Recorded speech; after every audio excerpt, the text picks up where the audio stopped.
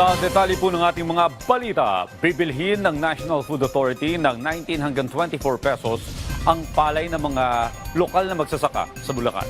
Alinsunod dyan sa utos ni Pangulong Ferdinand R. Marcos Jr. na tulungan silang patasin ang kanilang kita matapos magreklamo dahil sa pambabarat ng mga trader. Si Gab Villegas sa report.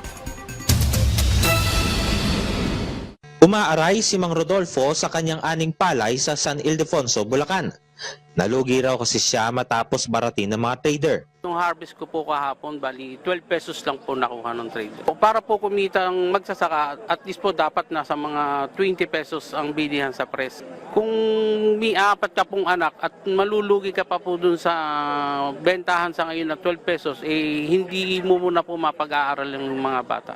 Hindi manhid ang gobyerno sa hinaing ng mga magsasaka. Kaya pinatiyak ni Pangulong Ferdinand R. Marcos Jr. sa National Food Authority na bilhin ang mga ani ng mga magsasaka.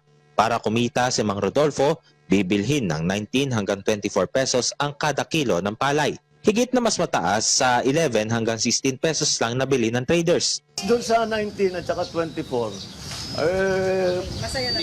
medyo makabawi na. Makabawi na, ready na kayo para sa next planting season. Hindi na nagdalawang isip si Mang Rodolfo na ibenta ang kanyang natirang ani sa NFA. So at least po, medyo kikita po kami ngayon. Si Nanay Len naman, uuwing nakangiti. Sulit daw kasi ang presyo ng gobyerno sa pagbili ng kanyang palay. Sa NFA, talaga pong sasabihin namin na kita kami. Saan niyo po gagamitin yung nadagdag na kita?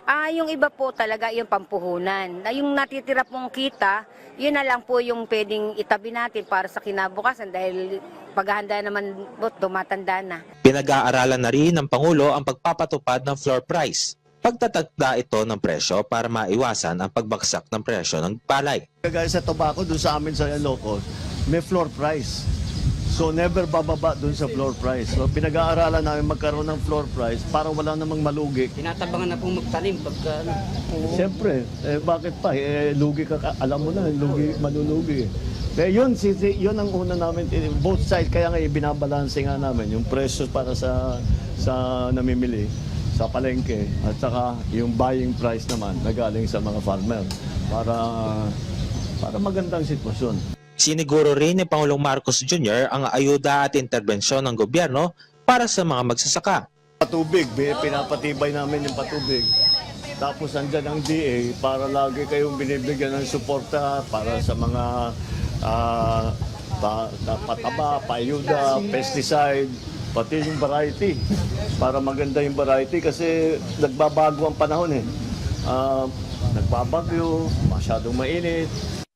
Magdaragdag ng 36 na bodega ang NFA para sa mga palay. Magpapatayo rin ng price processing facility kung saan maaaring dalhin ang mga basang palay para hindi masira. Bibili rin ng higit 70 truck ngayong taon para hakutin na ang mga ani ng mga magsasaka. And next year, another 150 trucks bibilihin natin. No? To complete total of 600 trucks nationwide by 2028. Doon napapasok yung, sige, tayo na ang didiretso talaga sa magsasaka. At mas gugustuhin na natin bumili ng fresh na palay. Sa susunod na taon, maglalagay na ng Kadiwa Store sa 365 bodega ng NFA. Gab Humilde Villegas para sa Pambansang TV sa Bagong Pilipinas.